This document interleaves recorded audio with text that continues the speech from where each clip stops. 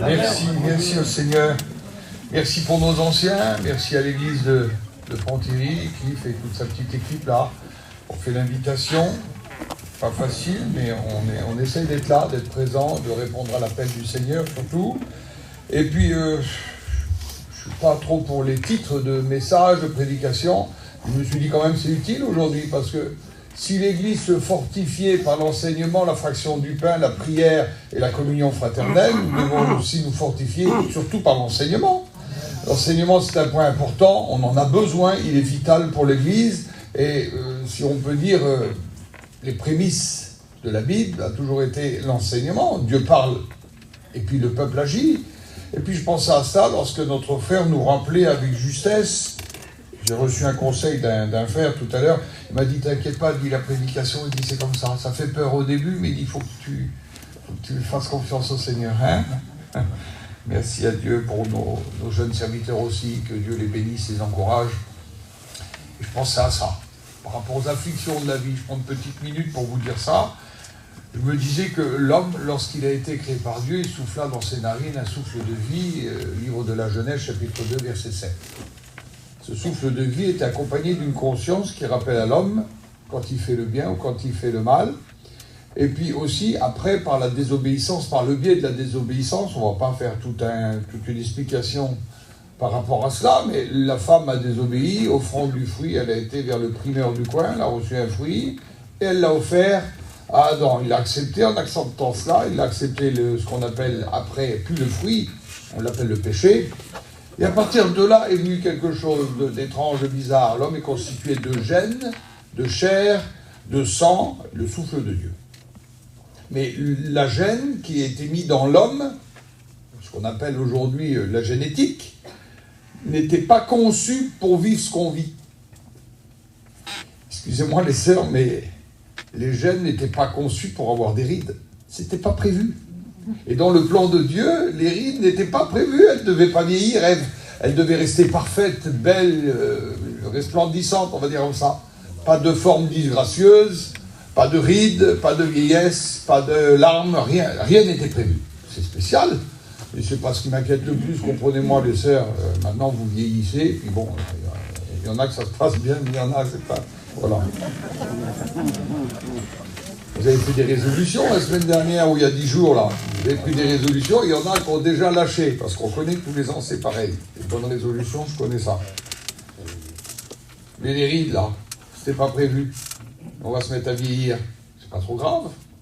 Puis il va y avoir d'autres choses encore. Les problèmes, les disputes, les discordes, la séparation, la maladie, la mort. Et ça, c'était pas prévu. Et c'est pour ça qu'on a du mal à s'adapter à ça. C'est insupportable pour nous. On ne supporte pas la discorde.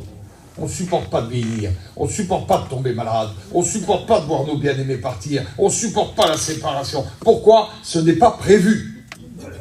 Ce n'était pas prévu. On n'est pas fait pour cela. Les gènes que nous avons sont faits pour vivre en paix, en harmonie, auprès du Seigneur, écoutant la voix du Seigneur. Mais l'homme a désobéi à cause de cela. Il subira les 4 grandes sentences. La terre produira des ronces, des épines. L'homme travaillera à la sueur de son front. La femme va souffrir. Et puis le serpent, il va ramper. Vous comprenez cela? Et ces 4 sentences-là vont nous suivre jusqu'à aujourd'hui, 2025. Ça nous suit toujours. Quelques 6000 ans d'histoire. Et ça nous suit toujours, ça. Parce qu'on n'est pas habitué à ça. Et pour être accoutumé à ça, je vous le dis, ça ne se produira jamais. C'est pas prévu. Jamais on s'habituera à la séparation. Jamais, jamais, jamais. Je quitte mes bien-aimés 1 heure, je m'ennuie, moi. Je vous explique pas quand eux, ils nous quittent et puis qu'on les revoit pas sur la terre. C'est insupportable. On vit avec ça. Et puis il y a une espérance. Amen. Gloire soit rendue à Dieu. Ça sert à rien de vous donner le début du film si je vous raconte pas la fin, quand le héros, il sauve. Le héros, il meurt pas dans notre film à nous, là. Il meurt au milieu du film, mais il ressuscite. Amen. Et c'est autre chose. Et il crée en nous, il met en nous une espérance dans notre gène qui n'est pas habitué à souffrir. Les sœurs, quand ils se regardent devant la glace, je m'excuse, ils vont au magasin, ils achètent de la bave d'escargot, de l'acide, de ce que vous voulez, parce qu'ils ne supportent pas ça là. Et bien nous donne une espérance, c'est-à-dire une paix au milieu de ça. Une paix au milieu de ça. Je sais que je vais mourir. Je sais. Mais je sais que je vais retrouver mes bien-aimés. Je sais que même si je reste sur la terre, allez, on attend, les trois grands pôles qui m'intéressent, moi, c'est le son de la trompette, la voix d'un archange, hein, et puis un signal donné, c'est ça qui m'intéresse. Et bien même si j'entends cela, je vois le signal, j'entends le son de la trompette, et puis mes bien-aimés entendent aussi la voix d'un archange, ils seront réveillés, mes bien-aimés, vos bien-aimés, ils seront réveillés. Oh, réveille-toi, lève-toi. Pourquoi? Ah, le moment est venu. Oui, je vais les chercher. Mais ils ne vont pas devancer vous qui êtes partis. Non, ils vont monter avec vous à la rencontre du Seigneur. On va partir dans les airs. Quelle beauté, quel beau programme. C'est un autre programme, ça. Mais en attendant, sur la terre, il faut avoir une vie. Ah bon? Bon, on vit avec cette vie-là, oui, mais nos gènes sont toujours nos gènes. Il n'y a pas de souci, on est frustré, on vit frustration lorsqu'on est malade, lorsqu'on est affligé, lorsqu'on passe par des drames, lorsque nos enfants ont des soucis. On est encore plus malade qu'eux. C'est la double peine, on voit nos enfants souffrir, on voit encore souffrir. C'est encore pire et nous on souffre. Et bien même au travers ça, le Seigneur nous dit ces mots-là. Ne crains point. Ne t'ai-je pas dit que si tu crois, tu verras la gloire de Dieu. Si tu crois, tu verras la gloire de Dieu. Et Dieu déverse dans nos paix, dans cette conscience éclairée par Dieu, il déverse dans nos cœurs, il déverse cette paix d'amour, là, qui est capable de nous réconforter malgré les afflictions. Et là, je remercie le Seigneur pour ça. Il est gentil, le Seigneur. Amen. C'est pas n'importe qui, le Seigneur. Quand bien même il arriverait la tentation, toutes ces choses-là, il prépare déjà le moyen de nous en sortir. Est-ce que vous le croyez, ce matin? Alors il nous donne quelque chose qui nous fortifie, parce qu'on est sur la terre, le prince de ce monde, vous devez bien vous douter que ce n'est pas le Seigneur. Le prince de ce monde, c'est le diable, et puis tous ces démons. Il gère la situation, on va dire. Et nous, on vit dans ce monde, on ne fait pas partie du monde, mais on y vit dans ce monde. Et en vivant dans ce monde-là, je me réconforte, le Seigneur prévoit pour moi quelque chose de bon. Le Saint-Esprit qui m'éclaire. L'Esprit de Dieu qui est dans ma vie, à partir du moment où je lui appartiens. Je partais dans une direction, il a créé en moi ce qu'on appelle la conversion. J'ai changé de direction, je repars dans une autre maintenant, mais avec l'Esprit de Dieu. Ah oui, mais tu n'es pas baptisé du Saint-Esprit. Mais ça n'a rien à voir, je ne vous parle pas du Saint-Esprit, qui est donc qui les accompagne. Je vous parle de l'Esprit de Dieu. Il met en nous une conscience qui nous éclaire, qui nous parle, qui nous conduit, qui agit dans nos vies, qui nous console, qui nous réconforte. Et le Saint-Esprit rappelle à mon esprit que je suis un enfant de Dieu. Même si je ne suis pas baptisé, le baptême du Saint-Esprit, c'est autre chose. Quand on arrive une coupe, elle est pleine. Quand elle est pleine, elle déborde. On est baptisé du Saint-Esprit. On est rempli d'une présence extraordinaire. On se met à parler d'autres langues. Mais ça, c'est on va dire, une option. On n'est pas obligé d'être baptisé du Saint-Esprit pour être sauvé. Sinon, il y a plein de nos bien-aimés qui sont ici parmi nous et d'autres qui sont partis auprès du Seigneur, qui n'ont pas été baptisés dans le Saint-Esprit avec les dons qui l'accompagnent. Mais ils sont sauvés, ils ne sont pas perdus pour autant, mais vous plaisantez, ça fait partie des idées préconçues et des choses des fois qu'on se dit. Alors on est accompagné par ça. Et puis on fait quelque chose, tous les dimanches matins, c'est peut-être le texte qui est le plus cité dans nos églises, on le cite au moins minimum 52 fois par an. Tous les dimanches matins, il y a un pasteur qui monte en haut sur l'estrade et qui nous rappelle des choses importantes. Comme l'apôtre Paul a pu en son temps nous le rappeler. Donc le pasteur monte derrière l'estrade et puis il s'adresse à l'assemblée et il lit ce texte du premier épître de Corinthiens, chapitre 11 et verset 23, pour ceux qui ont leur Bible. Et le pasteur s'adresse à nous, nous rappelant des faits, nous rappelant ce que l'apôtre Paul a pu dire, car j'ai reçu du Seigneur ce que je vous ai enseigné. Et il nous relate une histoire. Elle me plaît cette histoire-là. C'est que le Seigneur Jésus, dans la nuit où il fut livré, prit du pain, donc il nous rappelle l'histoire du repas de la Pâque à la veille de son jugement et de sa crucifixion. C'est que le Seigneur Jésus, on va le lire, si je retrouve la page,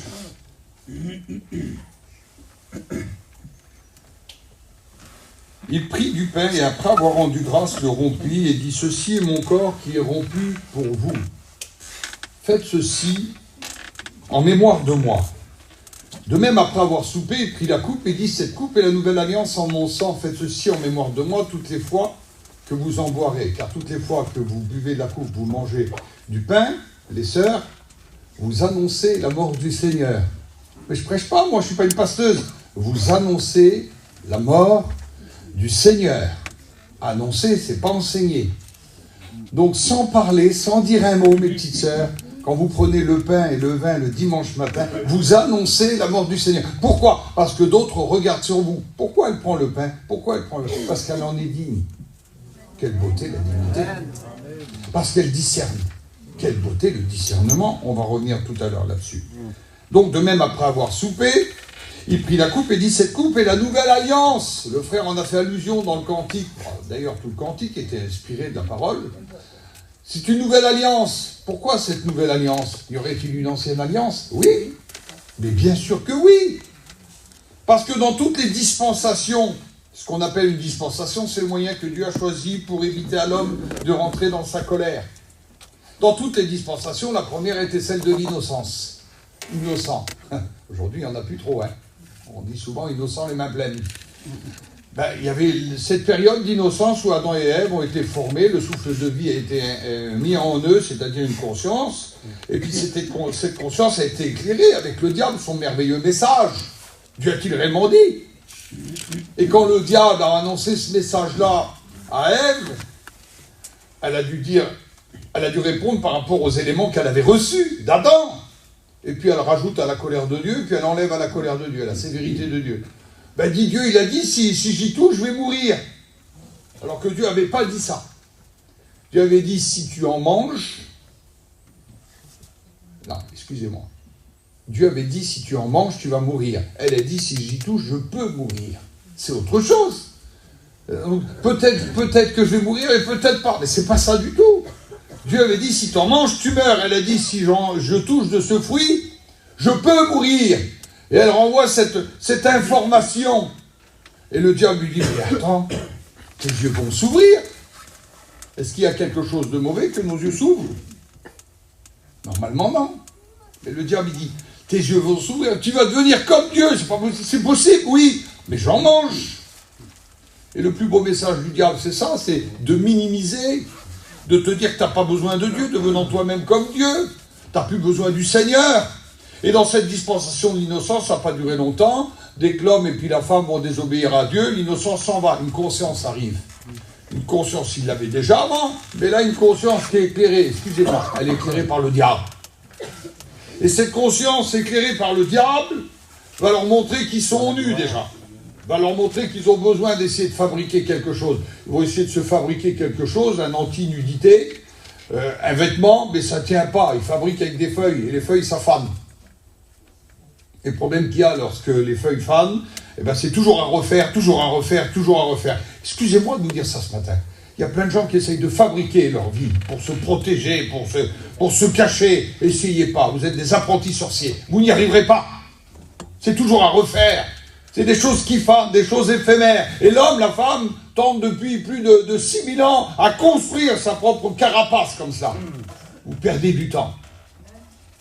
Dieu est en train de vous dire, laisse-moi faire. Amen. Et Dieu va faire le premier sacrifice. On ne connaissait pas beaucoup ce sacrifice-là.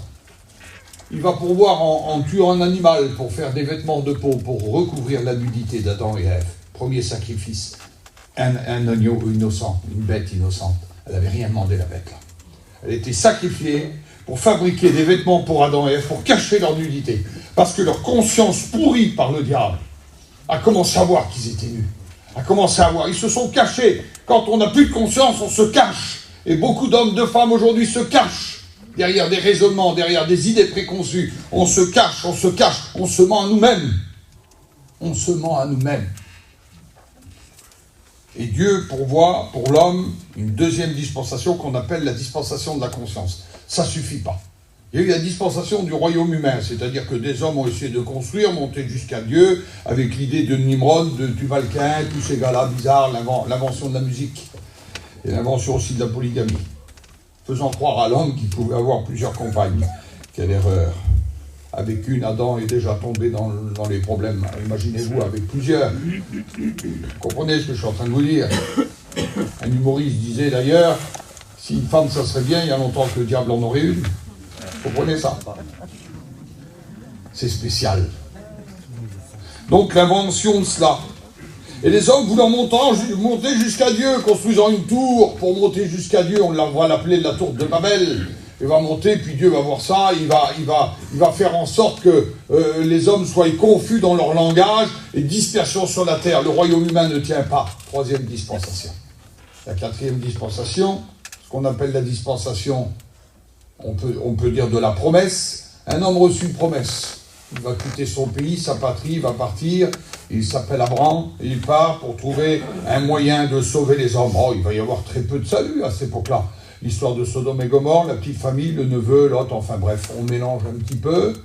Et puis cette dispensation de la promesse, il dit à Abraham, il dit, tu auras la postérité comme les étoiles du ciel, et tu auras la postérité comme le sable de la mer. On ne peut pas faire plus prospère que ça. Des milliards et des milliards et des milliards.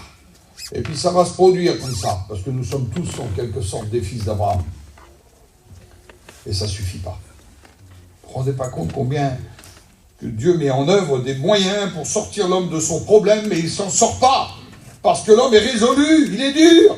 Il ne veut pas comprendre, lui. On peut lui expliquer 52 fois par an.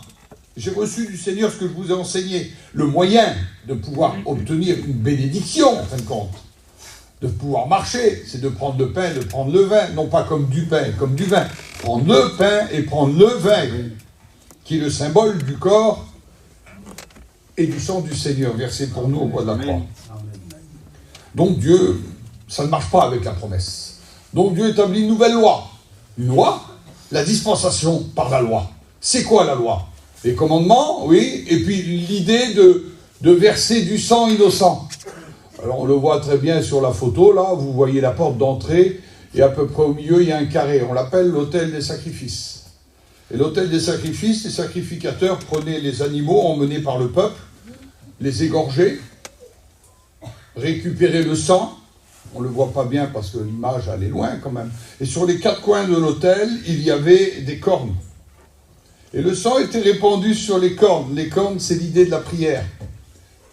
Et la prière, par le sang du sacrifice, montait jusqu'à Dieu, comme un parfum agréable.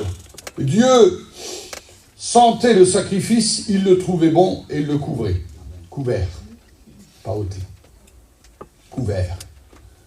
Et de temps en temps, le souverain sacrificateur, ou bien même Moïse, rentrait dans l'arche, dans la tente, dans le tabernacle. Lorsqu'il rentrait dans le tabernacle, il y avait là le sacrificateur avec les 12 pierres sur le thorax, là, qui représentaient les 12 tribus d'Israël. Sur la droite, il y avait la table des pains de proposition. En face, il y avait le petit autel des parfums. On faisait brûler des parfums. Et puis, il y avait là le chandelier. Il n'y avait pas besoin de lumière. La présence de Dieu éclairait cet endroit-là. Mais le chandelier, et puis plus loin, on voyait un gros rideau épais. Et derrière ce rideau, on rentrait dans ce qu'on appelait le lieu très saint. Seul le souverain sacrificateur pouvait y rentrer. Quand on rentrait dans le lieu très saint, on voyait là une chose extraordinaire devant nous. On voyait l'arche d'alliance. C'était à peu près de cette grandeur-là. 70 sur 1 mètre, je ne sais pas, à peu près, mais un peu plus bas certainement. Et sur cette arche d'alliance, il y avait une représentation de 2 anges aux ailes déployées. Ils avaient les ailes déployées. Et Moïse rentrait dans cet endroit-là et versait aussi le sang sur les 4 cornes. Et il se mettait en dessous, il intercédait pour le peuple. C'était la loi. Il fallait que le sang coule. Il fallait qu'elle soit élevée. Et ce sang crée une alliance entre Dieu et les hommes. Moïse avait même à sa cheville, et Aaron, ils avaient même une chaîne, parce que personne ne pouvait rentrer dans cet endroit-là. Dieu régnait, Dieu était là, c'était la présence de Dieu. Et celui qui avait un petit défaut, ne serait-ce qu'un grain de beauté, une cicatrice, quelque chose qui n'allait pas, pour ça je vous dis, Moïse, quel homme. Non, pas beaucoup d'hommes comme Moïse. Aucun défaut. Aucun défaut corporel. Il lui a même poussé des cornes. Symbole de la prière, tellement il était en relation avec Dieu. C'est spécial, on n'a pas le temps ce matin. Il avait une chaîne au pied au cas où il serait tombé par rapport à un défaut quelconque, personne ne pouvait aller le chercher. Donc il fallait tirer sur la chaîne. Il avait des clochettes en bas de sa robe. Et le peuple, quand il rentrait, donnait le sacrifice. Lorsqu'il rentrait pour déverser le sacrifice à Dieu, il avait un bol avec du sang comme ça dans ses mains. Et il marchait. Et lorsqu'il marchait, au pied de sa robe, il y avait des clochettes. Et on écoutait les clochettes. Rien d'étonnant, pourquoi dans la Bible il y a ce texte « Heureux celui qui entend le son de la trompette, heureux celui qui entend le sacrifice, le sacrifice, le sacrifice. » La nouvelle alliance. Et tant qu'on entendait les clochettes, ça voudrait dire Dieu agrée, Dieu accepte, Dieu accepte. Et lorsque vous entendrez plus le dimanche matin votre petit pasteur dire « Car j'ai reçu du Seigneur ce que je vous ai enseigné », quand vous l'entendrez plus ça sera pas normal. C'est pour ça que nous, tous les dimanches matins, on vous le répète. Amen.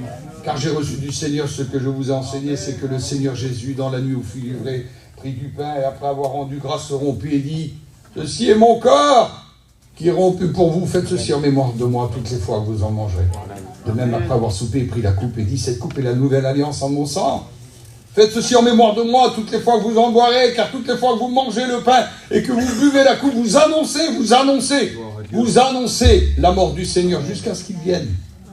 Jusqu'à ce qu'il vienne. Qu'est-ce que c'est bon? C'est pourquoi celui qui mangera le pain, boira la coupe du Seigneur indignement sera coupable envers le corps et le sang du Seigneur. Indignement! Quel mot à la mode? Dignité. Dignité. Est-ce que je suis digne ce matin? Non.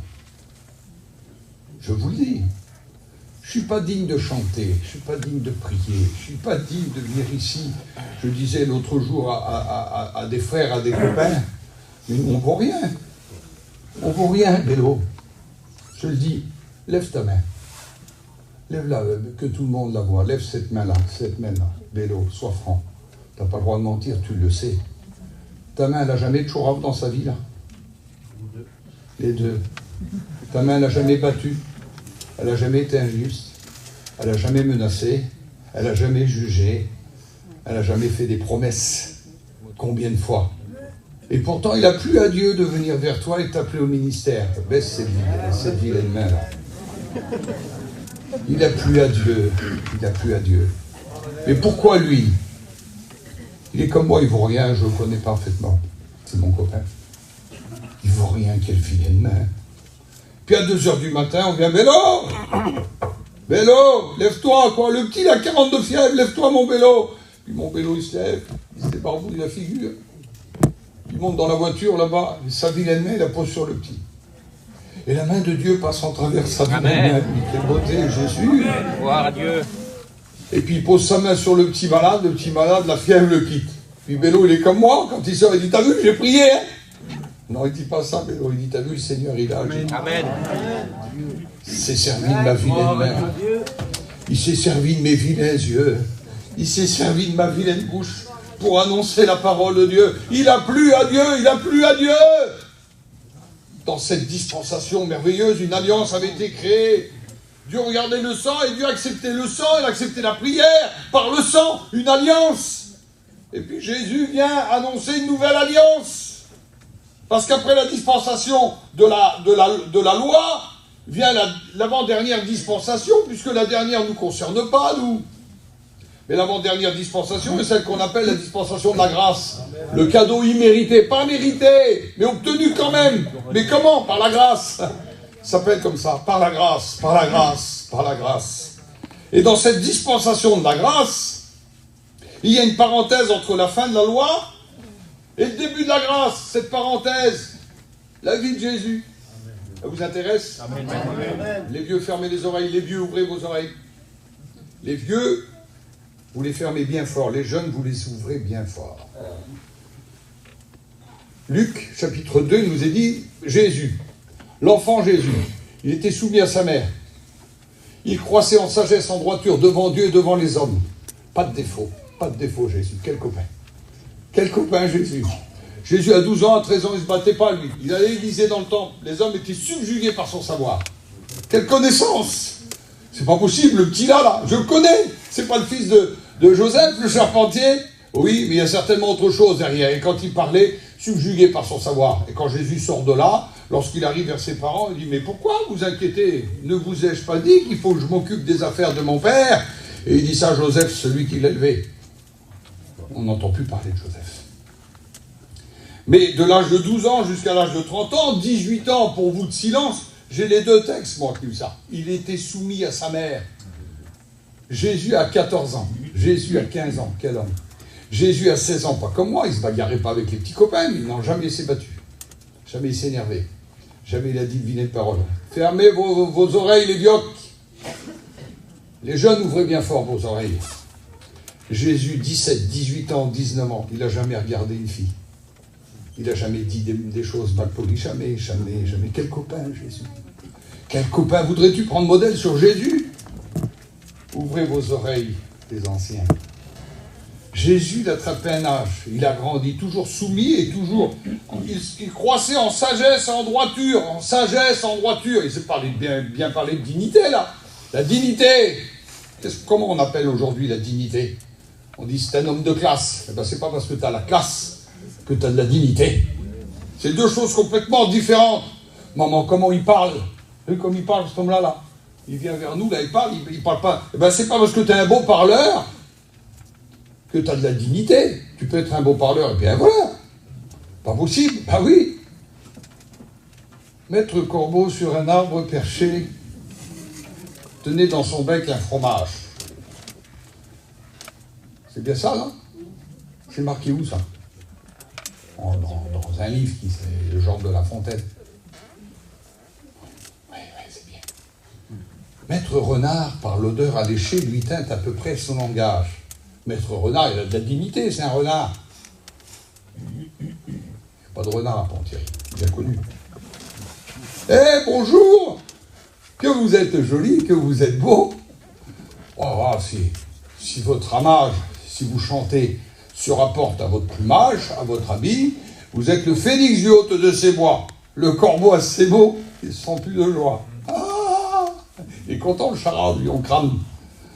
Il ouvre un large bec et laisse tomber sa proie. Le renard s'en saisit et lui dit, monsieur le corbeau, apprenez que tout flatteur vit aux dépens de celui qui l'écoute. Cette leçon vaut bien un fromage, sans doute. Le corbeau, honteux et confus, jura, mais un peu tard, on ne l'y prendrait plus. On se fait rouler parfois, par les beaux mots, par les belles paroles. Eh bien, lui, c'était un rouleur. Il roulait le corbeau pour y prendre son fromage. Vous comprenez ça? Alors, c'est enfantin ce que je vous dis là. Ben, c'est pourtant la vérité, ce qu'on a aujourd'hui. Dignité n'a rien à voir avec langage, dignité n'a rien à voir avec votre costume, avec tout ce que vous pouvez avoir. Dignité, ça vient du cœur. Amen. Et nous ne sommes pas dignes d'origine. Dieu ne nous a pas créés avec une dignité. Si on aurait été créé avec une dignité, eh ben, ça voudrait dire qu'il n'y avait plus rien à faire. On est des autodidactes, nous sommes dépendants de Dieu. S'il n'y a pas Dieu, on est mort. Dans tous les sens du terme. Dieu nous a donné à être dignes, même en travers tous les problèmes. On reste digne. Je suis chrétien, voilà ma gloire, mon espérance et mon salut. Je suis chrétien, je suis chrétien. Nos frères ont appris ce cantique bien avant moi, j'étais pas au monde. Je suis chrétien, et ma dignité à moi, c'est d'être appelé enfant de Dieu, mais ma dignité à moi, c'est garder. On dit souvent, on explique souvent aux étudiants, celui qui aspire à la charge d'évêque, il doit faire ça, il doit faire ça, il doit faire ça, il doit faire ça, enfin bref, on leur donne une vingtaine de conditions là. Ça c'est bien. Mais ça c'est un Timothée, mais 2 Timothée, c'est celui qui veut garder cette charge-là. Eh bien il doit aussi faire ça, faire ça, faire ça, faire ça. Ah bon? Ça fait 35, 36, je ne me rappelle plus, 36 ans que je sers le Seigneur. Mais c'est pas de servir le Seigneur, c'est pas important d'avoir été à l'école biblique, avoir appris trois études et puis être prédicateur. C'est pas ça, mais je veux garder ça, ce que j'ai reçu du Seigneur. Ah bon? Oui, et l'apôtre Paul nous rappelle ça, car j'ai reçu du Seigneur ce que je vous ai enseigné. Pas possible? L'apôtre Paul enseigne ce qu'il a reçu. Soyez prudents, il y a des margoulins aujourd'hui. Margoulins, je ne sais pas comment on peut dire ce mot-là, margoulin. Il y a des bizarres, des gars bizarres, hein, ils tournent un petit peu. Mais ils annoncent des choses qui ne sont pas dans la Bible. Contrôlées par rapport à la parole de Dieu. Amen. Arrêtons d'être des moutons de panurge, suivant aveuglément ce qu'on nous dit. Je ne suis pas moi. Je m'excuse mon frère. Amen. Tu dis ce que tu veux, je veux le contrôler par rapport à la Bible. Amen. Alors là, on est des forts. Amen. Et puis il y a les prophéties. Il y a Sœur Ginette, 11h41. Mon enfant! Il faut que je me mette au garde à vous, moi. Ben, je m'excuse. C'est moi qui parle ce matin. Ah, c'est pas possible, ma nièce. Je pourrais t'appeler par ton nom. Ben, vas-y. Je ne me mets pas au garde à vous. Pourquoi? La Bible nous dit qu'il faut examiner toutes choses. Les prophéties, il faut les examiner. Si c'est de Dieu, ça tient. Si tu racontes n'importe quoi la prophétie, il y a un manque de dignité. Eh bien moi je vous dis, moi je ne suis pas un grand serviteur de Dieu, je ne suis pas un grand pasteur, mais moi j'essaye de lire. Je vous ai donné combien de textes depuis ce matin? Pas de texte. Je vous dis à peu près, mais je sais que c'est marqué dans la Bible. Je ne connais pas tout, mais je sais que c'est marqué dans la Bible. Et là, quand je lis, je m'aperçois quelque chose. C'est pour ça, celui qui mange ou du pain ou boit de la coupe du Seigneur indignement, sera coupable. Envers qui? Envers nos frères anciens? Non. Ah bon? Ouf. Oui, non, tu seras coupable envers le corps et le sang du Seigneur. Ah bon? Oui, parce que tu prends indignement. C'est quoi prendre indignement? C'est pour ça que je préfère un gars qui prend pas. Un gars qui vient vers moi, qui dit, mon cousin, moi les choses de Dieu, j'ai été élevé dedans, j'ai grandi dedans, j'étais petit, je connais tout par cœur, mon bon frère d'amour. Mais pour l'instant, voilà, c'est pas que je suis incrédule complètement, mais je peux pas, c'est trop dur pour moi. Eh ben, je préfère un gars comme ça, en vérité. C'est mon copain, celui-là. Parce qu'il est franc, il est digne dans sa chose, il est digne. Que celui qui vient dit, Seigneur, tu vois cette coupe, Seigneur, tu vois ce pain, la daterie, la didadra. Et puis c'est pas vrai en lui-même. On appelle ça un faucheton. Et la Bible, elle appelle ça un indigne. Moi, je veux être digne. À quoi me servirait de mentir à mon frère ancien, mes frères anciens? Je vais vous mentir à vous, mes frères, moi. Et puis je remporte quoi? Quelle médaille je remporte, moi? Mais quand je vous mens à vous, je mens à Dieu. Quand je prends indignement le pain et le vin, je suis pas digne. Et je viens à la réunion pour que tout le monde me voie et maman.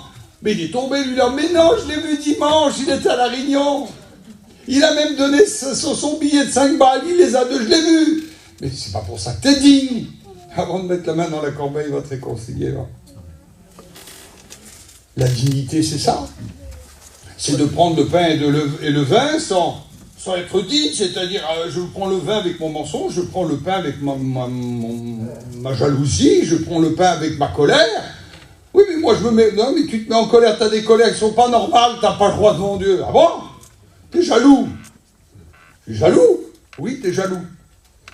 Mais non, je suis pas jaloux, moi, ma femme, j'ai confiance en elle.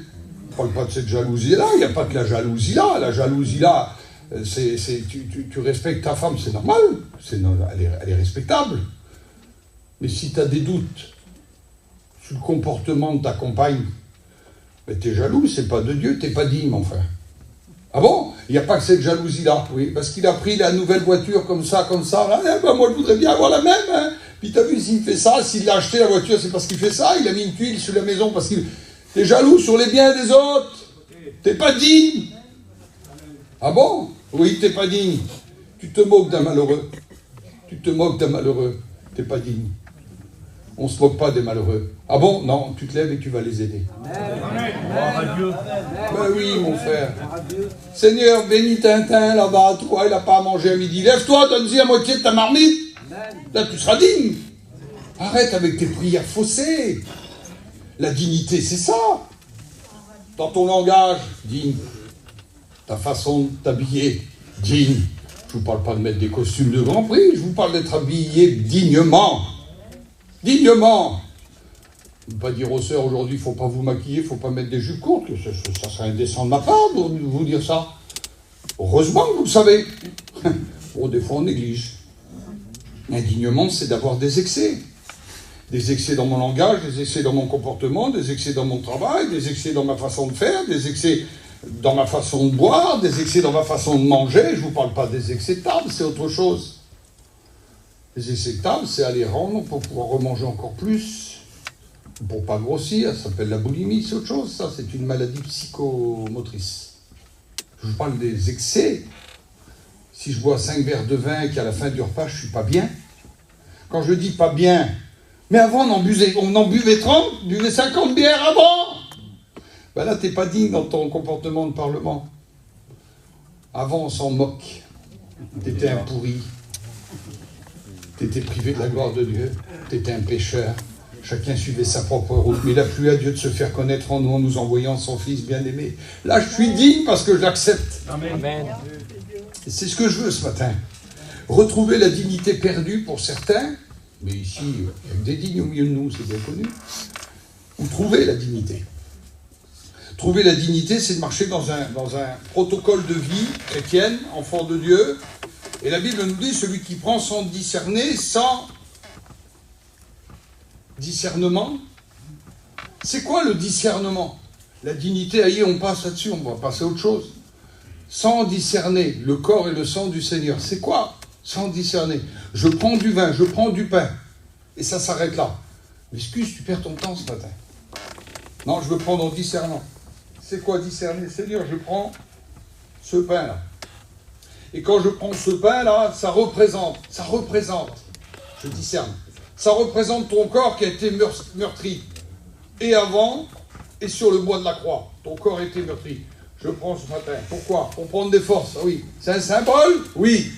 C'est un porte-bonheur? Non. C'est pas un porte-bonheur. Ah bon? Je prends la Sainte Seine, je suis sauvé? Non. Je connais plein de gens qui prennent la Sainte Seine et qui ne seront pas sauvés. Et je connais des gens qui ne la prennent pas et qui seront sauvés. Ah, Manif, c'est exagère, là, tu vas fort. Là. Ben, prenez un prisonnier. Il est en prison, il a pris 15 ans, il n'a pas pu pendant 15 ans, il ne prend pas le pain et le vin dans la prison. Comment il fait? Il est perdu, il est sauvé, c'était le Seigneur, ce gars-là. Oh! Ben, c'est pas la Sainte Seine qui va le sauver. C'est la résolution qu'il a prise dans son cœur de devenir digne. Allez, t'es venu ce matin ici. T'es venu ce matin ici, t'es pas baptisé. Oui. Donc, tu prends pas la Sainte Seine ce matin. Non. Mais ce matin, tu réfléchis, tu dis la dignité, la dignité. Moi, je voudrais devenir digne. Oui. Comment faut faire? Ben, faut te faire baptiser. Ah bon? Quand tu te feras baptiser, tu vas rentrer dans l'église locale. Ah bon? Et quand je rentre dans l'église locale, je peux prendre le pain et le vin le dimanche matin. Bon, ça va se faire quand, ça? Ben, je vais aller trouver les frères responsables, ici, là. Roland et toute son équipe, là. Tu veux me baptiser? On va te suivre un petit peu avant, hein? Non, Roland, tu les suis quand même un petit peu, on va te poser 2-3 questions. Et si réellement tu veux, oui, on va te baptiser dans une semaine, dans 10 jours, dans 1 mois, j'en sais rien. Oui, et après tu prendras le pain et le vin. Oui, mais pendant 1 mois, si le Seigneur revient, j'ai perdu alors. Oh! Oui, mais la Bible dit, celui qui croira et qui sera baptisé sera sauvé. Je te chambre un peu. Oui, mais celui qui croira et qui sera baptisé. Prenez l'exemple encore, un gars est en prison, il ne peut pas se baptiser. Parce que dans les prisons, les baptistères, on ne les rentre pas comme ça. Il donne son cœur au Seigneur. Il accepte Jésus comme son sauveur personnel et maître. Il consent de le suivre dans les bons comme dans les mauvais jours. Oui, mais il sort dans 3 mois, le garçon-là. Si le Seigneur revient avant 3 mois, il est sauvé ou il est perdu? Oh! Il est bien sauvé. Donc ça n'a rien à voir, ça. Par contre, si tu sais que Jésus existe, qu'il est ton sauveur personnel qui revient bientôt pour chercher l'église, et que tu refuses de te faire baptiser parce que tu veux vivre ta petite vie, tu veux continuer dans ton indignité. Ah, je ne sais pas si on peut appeler ça cuit, mais c'est chaud. Je ne suis pas ici pour venir vous passer de la pommade, mes frères et sœurs, comprenez-moi. J'ai passé le temps, puis je suis très fatigué en ce moment. Très très fatigué, mais je continue à faire mes petites missions par la grâce du Seigneur. Amen. Mais je pense à ça, j'ai fait 8 mois de rééducation, ils voulaient me couper la jambe à un moment. Je me suis retrouvé 8 mois dans un centre de rééducation pour sauver la jambe. Il fallait la sauver. J'aurais su, à ce moment-là, j'aurais coupé, je serais débarrassé. Parce que ça fait plus de 20 ans que je souffre avec cette affaire-là. Et le Montero, là, le kiné des Girondins de Bordeaux, puisque ça s'est passé à Bordeaux, me dit, monsieur, je vais vous donner une kiné. Une kiné? Oui. C'était une gadji qui habitait à Ambarès. Ben, je voudrais bien la voir. Elle arrive, mon bon sauveur, là, moi. Elle devait faire 1m10, quoi, vous casser, quoi. Elle était épaisse comme ça. Je dis, c'est quoi ça? Elle dit, c'est la kiné qui va vous... Je faisais 140 kilos et plus. Je dis, elle va faire quoi, la kiné, là? Je dis, moi, je veux bien, mais je dis, moi, je marche pas. Une Barbie, quoi, elle était épaisse comme ça. Elle commence à me faire la kiné, mon bon sauveur, à me flatter, mon bon remouchant, même à me flatter le genou. Je lui fous un coup de botte comme ça, je lui dis, elle va voler au fond de la salle, là-bas. Emmenez-moi un monsieur, un kiné, un fort, il fait des bons massages. Ça fait mal, hein? Ça fait mal, oui ou non? Bah alors, la rééducation, là. Quand il m'a chopé dans les mains, le monsieur, on aurait dit un petit bébé dans ses mains. Et puis, vas-y, il m'a réparé ma jambe. Je dis pas amen, je dis, c'est bien. On parle de jambes, hein. On parle de kiné. Il faut être prudent, les copains. Il m'a réparé ma jambe, le monsieur, là. Quel homme! Comprenez? On n'est pas là pour se faire flatter, excusez-moi l'expression. La pommade, ça, mais il y en a marre. Je suis fatigué des prédications. Seigneur, donne-moi des messages. Je veux prêcher des messages. Prédication, c'est préparé. Regardez, elle est là, j'ai pas touché. J'ai pas touché. Mais la Bible nous dit qu'il nous faut avoir du discernement. Le discernement, c'est de savoir exactement ce qu'on est en train de faire. C'est ça du discernement. Il y avait des gars avant, je me souviens, parce que j'étais dans le monde aussi, moi, hein, des gars qui buvaient, et après avoir bu, ils n'avaient plus de discernement. C'est bizarre, hein. Alors il est vers toi, mon cousin, là tu as du discernement. Puis une minute après, vous les battez avec vous n'avez plus de discernement. C'est bizarre. Comment ça se fait que moi, même quand je bois, je ramène ma voiture, moi, puis je sais ce que je dis. Puis s'il y a les vieux qui sont là, on ne claquait pas les portes des voitures. On ne les claquait pas, les portes des voitures. On était dans le coma. On appuyait sur la porte tout doucement, clac. Aujourd'hui, ils ont les grandes portes ouvertes, ils mettent la musique à fond. Vous savez pourquoi ils nous envoient un message? Je suis jeune, hein, et puis je suis sourd. Ah, tu vois pas quel beau garçon t'es, toi, là. Va te coucher, mon fils, va, sois bon, va.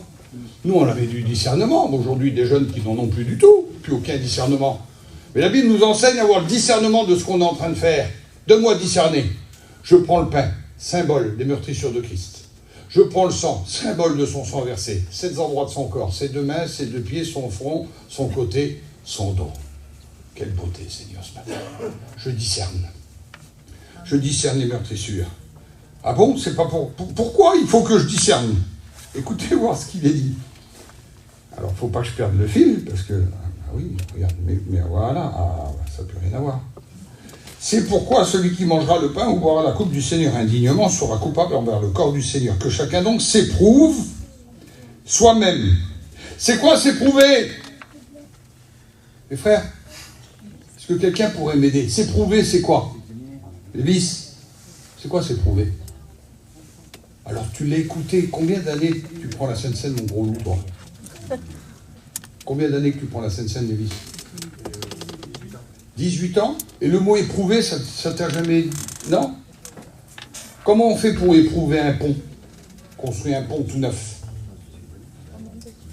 Le pont, il est prévu pour porter 5000 tonnes. Comment on fait pour l'éprouver?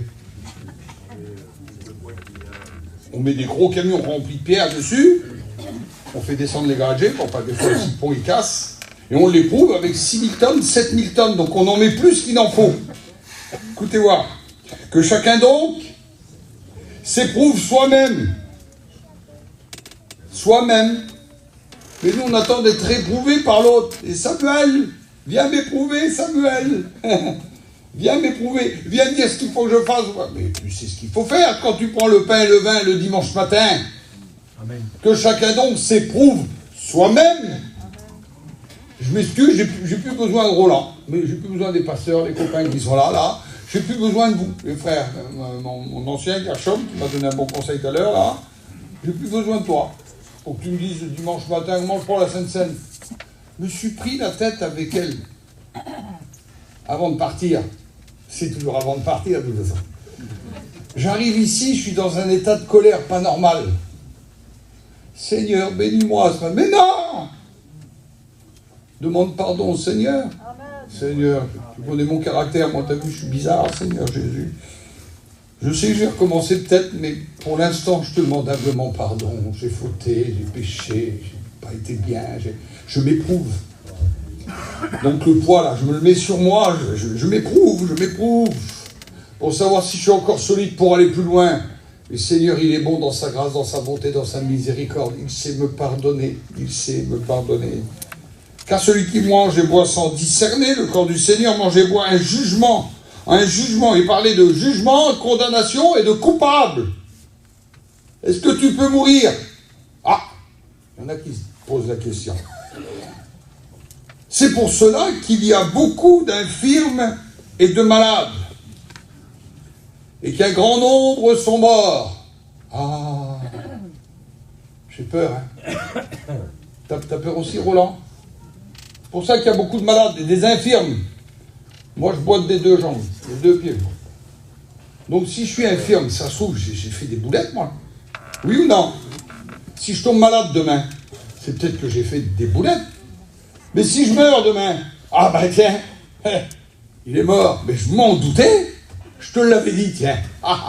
Parce que là, tu as le discernement, là, idiot.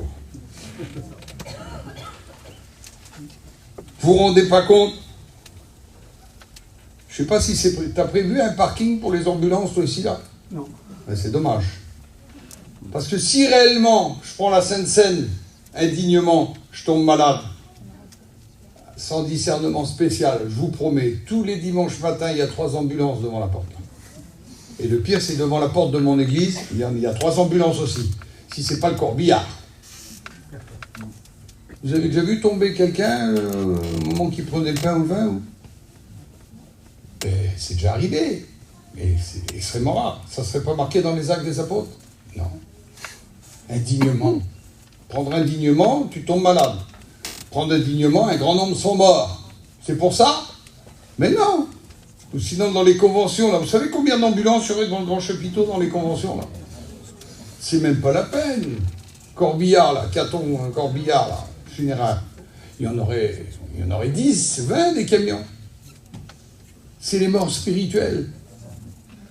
Il y a beaucoup d'infirmes. Ah bon? Il y en a qui boitent tellement, ils ont les oreilles rayées, tellement qu'ils boitent. Il y a un grand nombre qui sont infirmes. Il y en a un grand nombre qui sont malades. Il y en a un grand nombre qui sont morts, parce qu'ils prennent indignement. Mais comment on va réparer? On peut réparer. Ah bon? Quand? Ce matin? Ah bon? Au moment de la Sainte Seine? Non, tout de suite. Prendre des bonnes résolutions. Parce que tu es animé toujours d'une part d'innocence, toujours animé d'une part de conscience, tu es animé d'une promesse, tu es animé de la loi. Si tu crois en l'ancienne alliance, tu crois en la nouvelle, mais le pire, il est venu. Ah, il a plu à Dieu de nous sauver par son Saint-Esprit et par l'offrande de son Fils, Jésus-Christ. Et ce Saint-Esprit rappelle à mon esprit que je suis un enfant de Dieu. Et me dit, comment qu'il faut que je fasse le protocole? C'est de ne pas prendre indignement. Donc je veux recouvrer ma dignité. Pas beau un homme qui est digne, Seigneur, quelle beauté. Un homme qui est digne, une femme qui a de la dignité. Quelle beauté, mais quelle puissance! Et un homme qui a eu du discernement, une femme qui a du discernement. Moi, je veux être sauvé, oui, moi et toute ma petite famille, oui. Je prends la Sainte Seine, je peux sauver mon petit? Non. Mais n'oubliez pas que quand vous prenez le pain et le vin, vous annoncez la mort du Seigneur jusqu'à ce qu'il vienne. Vous annoncez. Vos enfants verront toujours en vous un homme de Dieu, une femme de Dieu. Vous serez des témoins jusqu'aux extrémités de la terre. Et voici les miracles que vous accomplirez. Bello, voici les miracles que vous accomplirez. Allez par tout le monde prêcher la bonne nouvelle. Vous imposerez les mains aux malades et les malades seront guéris. Guéris, vous ferez des nations de toutes les disciples, des disciples de toutes les nations, en les baptisant au nom du Père, du Fils et du Saint-Esprit. Amen. Est-ce que vous le voulez? On n'est pas tous des pasteurs. Mais je sais que là, dans une semaine, 10 jours, un mois, peut-être des garçons de chez vous vont partir à l'étranger, ou des hommes que vous connaissez. Vous mettez en prière, la petite corbeille à passe, vous mettez votre petite pièce de 2 €, dit Seigneur, qu'elle puisse servir là-bas. Puis nous, là-bas, avec les 2 €, on achète une Bible, un Nouveau Testament, des prospectus. N'oublions pas comment le réveil est arrivé dans notre mission. Est-ce que ça ne peut pas se retranscrire là-bas? Oui. Votre dignité, c'est de prier les uns pour les autres. D'avoir de l'amour les uns pour les autres. D'avoir de la compassion les uns pour les autres. Ne pas regarder l'autre en disant « Ah, t'as vu, lui? C'est un inconverti, lui. C'est un perdu. Pourquoi il y a longtemps que t'es sauvé, toi? Pour qui tu te prends? La dignité de dire « Ça, c'est mon ami. Il a besoin de trouver la grâce du Seigneur. Et je vais prier pour lui. Et puis, je ne peux pas l'abandonner. Pourquoi? Parce que moi, avant, j'étais comme lui. Ma conscience, j'avais la même que lui. Elle n'était pas éclairée. Et aujourd'hui, Dieu il est venu me chercher à moi. Gloire à Dieu. Maintenant, Seigneur, fais-le pour lui. Fais-le pour lui aussi. Tu regardes les autres avec dédain, mais pour qui tu te prends? Sauvé de la dernière heure. Tu viens de rencontrer Jésus. Ah, moi, non, héros. Ça fait 15 ans. Ah, tu vois pas, 15 ans? C'est rien. Lui, il peut donner son cœur à Dieu ce matin. Et puis, il aura la même place que toi. Pas possible. Moi, je te connais avant, hein, mais non, c'est pas comme ça que ça marche. La dignité, c'est de dire oui. La dignité, c'est de lui appartenir. Mais quand nous sommes jugés, si nous nous jugions nous-mêmes, nous ne serions pas jugés, nous dit le texte. Je finis, je vous embête pas. Si nous nous jugions nous-mêmes, nous ne serions pas jugés. On se regarde, nous, puis on se dit, maman, quel homme que t'es, comment tu prêches bien, comment... C'est pas ça. Et puis si je me juge moi-même, Moukav, c'est chi, hein, le fameux mot Moukav, c'est chi. Je crois que c'est vrai avec ça, j'ai tout effacé, j'efface tous les péchés avec ce mot Moukav, Moukav. Bah oui, hein. Je peux plus faire ça. Le cousin Maria qui dit ça souvent, Moukav. Francky, son mot Moukav. Et puis il a perdu sa mère. Et comme il perd sa mère, sa belle-sœur vient le voir. Elle dit, j'ai pas pu venir pour ta pauvre mère. Elle dit, parce que t'as vu, il dit, j'ai du diabète, enfin on trouve un milliard d'excuses quand on peut pas venir de toute façon. Puis il lui dit, Moukav, Moukav. Il m'a dit, tu comprends, ça me gêne de te dire ça, je sais pas pu. Moukav. Mais dans son cœur, il n'y avait pas de Moukav du tout. Hein. Puis au bout d'un moment, elle dit, mais enfin, je te demande pardon. Puis lui, il a cru bon donner le mot en plus. Il dit, Moukav, tu viendras pour mon père. C'était un jour de Moukav. Il faut qu'on soit prudent avec tout ça, mes frères et sœurs. On ne peut pas être plus gentil que Jésus, on ne peut pas être plus méchant que Jésus non plus. Il y en a que c'est eux qui font les lois. Eh bien, il y en a qui... moi je dis, si nous serions jugés par nous-mêmes, c'est moi qui me juge, je l'éprouve. Puis si un ancien vient me voir pour me dire quelque chose, je l'accepte aussi volontiers, il n'y a pas de problème. C'est fait pour ça les anciens de toute façon. Que Dieu soit béni, nous en reste encore. Mais si moi je ne serais pas jugé, je m'auto-juge, alors je fais ce que je veux alors, parce que je me regarde dans le gars, ça c'est chi, ou quoi, j'ai rien fait, ça va marcher. Ben, la Bible ne dit pas ça. Si on serait jugé par nous-mêmes, on ne se jugerait pas, il n'y aurait aucun problème. Écoutez ce qu'il est dit. Mais comme nous sommes jugés, nous sommes châtiés par le Seigneur. Alors je dis souvent le Seigneur, mon bon Jésus, ils sont pas gentils, les claques du Seigneur. Mon bon Seigneur. Fais comme moi, des fois je fais avec mes titres là. Je tape, ça arrive. Ah là là, je suis tué. Mais ils sont gentils, les claques du Seigneur. Puis des fois le Seigneur, il met la main sur ton épaule, ça fait plus mal qu'une claque. Quand il dit, hey, garçon, oh, c'est ça que je voudrais du Seigneur, moi. Écoutez voir ce qu'il dit. Nous sommes châtiés par le Seigneur afin que nous ne soyons pas condamnés avec le monde. C'est pour ça qu'il me secoue quand je veux marcher sur la route. Eh mon petit, oui, tu vas sur la route là. Seigneur, le petit, des fois, il n'aime pas que j'y fasse ça, mais je veux le sauver. Et je vous dis ça, je finis. J'avais 18 ans, moi, je passe le permis. Je passe le permis, moi, avenue de la Grande Armée, là-bas. Il me fait monter jusqu'à la porte Dauphine, et puis il me fait revenir par l'avenue Foch. Je fais le tour du rond-point des Champs-Élysées, là, il me fait garer là. Il me donne ma feuille rose. J'avais 18 ans, mon tronçon. Ma petite feuille rose dans la main, je la mets dans ma poche. Et je prenais le métro tous les jours pour aller jusqu'à l'auto-école, là. Là, j'ai dit, je prends pas le métro. On restait sur les grands boulevards, nous. On était boulevard Bonne Nouvelle, à rue de l'Échiquier, pas loin du gymnase. Et donc, on était là, et je suis rentré à pied chez moi. Peut-être 5 km, hein, à pied. Plus jamais de ma vie, je prends le métro. Et tous les minutes, je sortais la feuille. C'était en 80, ça. Je regardais la feuille. Quelle beauté. Puis j'arrive à mon père. Mon père dit, « Aïe, tu l'as eu ?»« Ah oui, je l'ai eu le permis. »« C'est bien, mon fils. Tu veux une voiture, alors ?»« Oui, mon père. »« Tu veux quoi comme voiture ?» En 80, c'était quoi la plus moderne des voitures? C'est qui se rappelle? Golf. Une Golf GTI. Mon père, il dit, ouais, c'est ça, ouais. Golf GTI. On va regarder après-midi, mon fils. Enfin, mon vieux disait ça, j'étais obligé d'écouter. Oui, mon père. L'après-midi, je vois devant la porte, là, une Austin. Une Austin? Mais une vilaine Austin d'occasion, une vieille Austin. Il dit, tiens, c'est pour toi, mon fils. Je dis, m'aime pas? Si, il m'aimait. Il m'aimait. Mais on ne peut pas faire plus grand. Il l'a dit, le frère, tout à l'heure, le plus grand amour, c'est un père pour son fils. Il m'aimait, mais s'il me met une Golf dans les mains ce jour-là, là, je suis plus là depuis très longtemps. Donc il m'a mis une vieille guimbarde. Je passais la 3e, la voiture, là, c'est comment? Un nuage de fumée derrière. Une vieille auto, je passais pas le 80 avec. Il m'aimait. Il voulait pas que je me tue. Et si le Seigneur nous châtie, c'est pas pour nous juger, comme on serait jugé pour nous... Non, il veut nous aimer. Il veut nous extraire du problème. Donc il nous parle, il nous relève, il nous console par son Saint-Esprit. Il envoie des serviteurs. Ainsi, mes frères, mes sœurs sont avec, hein, pas de souci. Lorsque vous réunissez pour le repas, attendez-vous les uns les autres.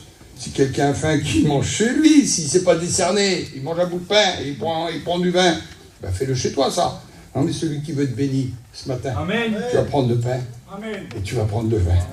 Pense que voilà, ma prédication, elle est là, et puis je la ferme. On va prier le Seigneur. On va demander la grâce du Seigneur. Cette fois que Dieu nous bénisse ce matin, de moi discerner